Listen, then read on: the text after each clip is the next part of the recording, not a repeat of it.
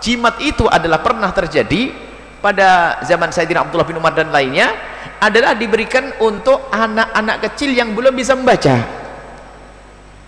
sehingga karena dia belum bisa membaca maka dibuatkan yang seperti itu. Maka jangan sampai ada seperti sebagian orang mengatakan jimat langsung syirik, dibagi dong, dipilah-pilah kayak tadi. Cuman bagi orang yang dewasa yang sudah bisa membaca, jangan pakai jimat lagi. Bismillahirrahmanirrahim. Hukum jimat. Hukum jimat dilihat dulu. Hukum jimat ada yang syirik, ada yang tidak. Yang syirik adalah yang meyakini bahwasanya sesuatu tersebut punya kekuatan dari dirinya sendiri. Jelas itu menyekutukan Allah, syirik. Yang kedua tidak syirik, tapi ada yang dosa, ada yang tidak dosa. Yang tidak syirik ada yang dosa, tidak dosa. Yang dosa adalah tulisannya kalimat yang tidak jelas, tidak tahu ini kalimat apa itu. Bisa saja itu kalimat sanjungan kepada dewa-dewi, tidak ngerti kan kita. Maka kalau isinya jimat tersebut sesuatu yang nggak jelas, haram hukumnya. Tapi kalau di situ adalah ayat-ayat Al-Quran, maka ini judulnya adalah babnya mengambil keberkahan dari ayat Al-Quran. Ini yang diperkenankan. Ayat-ayat seperti Falak Binas ditulis, kemudian dibungkus, diletakkan di tempat.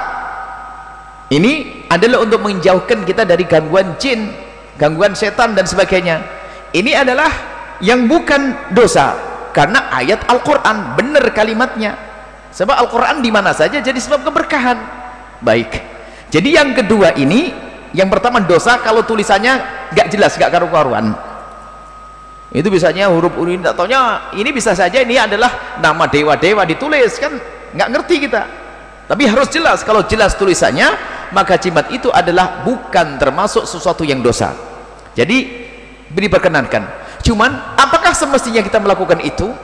Ada dari Sayyidina Abdullah bin Umar, memang ada dibuatkan, dituliskan dari ayat-ayat, dibungkus, digantungkan di anak-anak kecil agar terhindar dari gangguan setan dan sebagainya. Maka jimat itu adalah memang, kalau memang ayat-ayat Al-Quran yang benar di tempat yang terhormat, adalah sesuatu yang diperkenankan. Jangan jimat taruh di dalam celana, karena dalam, naudzubillah, haram, dosa itu, bisa masuk bab murtad juga kalau niat merendahkan. Di tempat yang terhormat adalah boleh. Cuman apakah boleh ini adalah anjurannya seperti itu? Baik. Ceritanya para ulama menyebutkan bahwa jimat itu adalah pernah terjadi pada zaman Sayyidina Abdullah bin Umar dan lainnya, adalah diberikan untuk anak-anak kecil yang belum bisa membaca, sehingga karena dia belum bisa membaca maka dibuatkan yang seperti itu. Maka jangan sampai ada seperti sebagian orang mengatakan jimat langsung syirik, dibagi dong, dipilah-pilah kayak tadi. Cuman bagi orang yang dewasa yang sudah bisa baca, jangan pakai jimat lagi. Itu mungkin orang kampung belum bisa baca Al-Quran, ya, belum bisa baca Al-Quran, ya, lebak tak belum bisa, dibuatin begitu biar terjaga. Tapi kalau anda sudah bisa baca Quran pakai jimat, ini bukan keblinger, maksudnya nggak pernah wirzikir berarti. Maka ayat itu untuk dibaca, bukan untuk ditempelin itu bagi siapa? Bagi yang belum bisa baca. Disebutkan seperti itu, yang belum bisa baca dibuatin. Makanya kisahnya mereka yu'allikun tamati, mengikat, ada riwayat mengikat tulisan-tulisan di leher anak-anak mereka, anak kecil, karena memang anak kecil yang belum bisa baca. Yang sudah baca adalah baca ini sebelum tidur minimal qul huwallahu falaq, qul a'udzu binas, ayat kursi. Dijauhkan dari sihir, sudah itu semuanya, gak usah ragu lagi. Kalaupun kena sihir hanya pusing sebentar, hilang nanti, karena anda sudah baca zikir itu.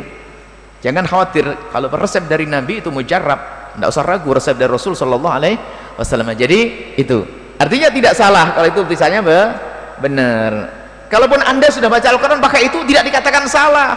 Anda meninggalkan yang lebih bagus. Anda sudah ustadz hafal Quran 30 juz, Wirdul Latif hafal, Rotibul Hatad hafal, masih pakai jimat, ya anda tidak salah, tidak haram.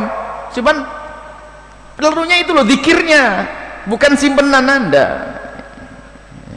Urusan jimat ini kadang berbahaya sekali. Kadang-kadang keyakinan orang itu luar biasa sampai berlebihan. Misalnya Pak, ada doa dari kiai yang dibungkus-bungkus, nanti kalau kamu dagang kamu bawa biar nawarnya murah dan sebagainya, gitu kan. Atau kalau dagang biar benar selamat. Dari Cirebon belanja ke Tegal, Sudah sampai masuk perbatasan, masuk kota Tegal, ingat jimatnya ketinggalan, balik lagi. Keblinger bener kan ya? Nah itu baru keblinger. Oh tinggal belanja kok, zikir yang banyak. Baik, inilah kita harus ngambil jalan yang jelas tengah di sini, bukan ekstrim seperti sebagian orang. Coba syirik mana? Oh nempelkan ayat Quran kok syirik? Itu dari mana? Siapa yang mengatakan syirik itu? Dari mana syirik? Semoga Allah menjaga kita semua dari kesyirikan, dan semoga Allah menjaga dari sihir dan sebagainya, dan semoga Allah mudahkan kita untuk mengamalkan sunnah-sunnah baginda Nabi Sallallahu Alaihi Wasallam.